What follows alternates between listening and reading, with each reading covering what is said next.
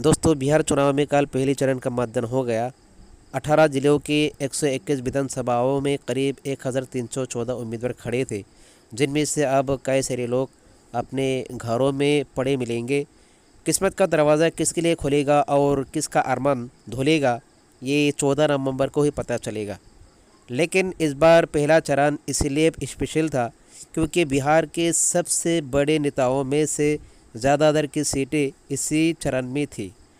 महागठबंधन के मुख्यमंत्री पद के उम्मीदवार तेजस्वी यादव, जो रागपुर सीट से चुनाव लड़ रहे हैं, उनकी सीट भी इसी चरण में थी।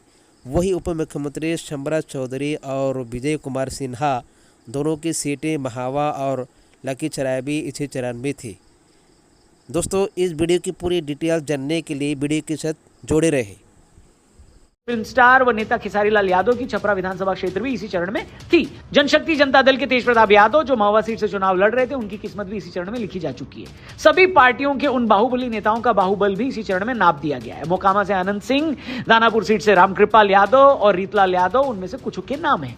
कट्टा और सत्ता की जंग करते इन बाहुबलियों के लिए ये लड़ाई सच में काफी बड़ी थी। ध्यान देने वाली बात यह कि इस चरण में बिहार सरकार के 16 मंत्रियों की सीटें भी दांव पर लगी थी।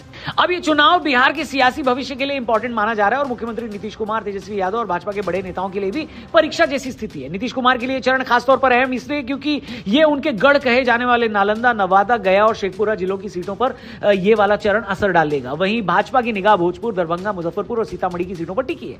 कांग्रेस और वामपंथी दलों की उम्मीदें सीमांचल और दक्षिण बिहार के इलाकों पर केंद्रित। First phase of the 2025 assembly elections in Bihar across 121 constituencies spread over 18 districts of the state's 243 seats. In 121 constituencies across 18 districts, with over 1,300 candidates now contesting and nearly 4 crore voters eligible to cast their ballot this time.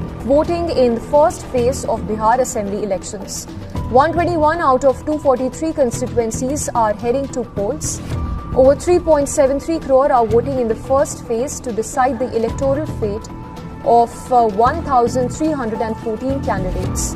Bihar, after phase 1 of polling in Bihar, the Chief Election Commissioner Gyanesh Kumar has said that the state has shown the way to the nation by recording the highest voter turnout since 1951. 64.66% is the voter turnout that has been recorded in phase 1.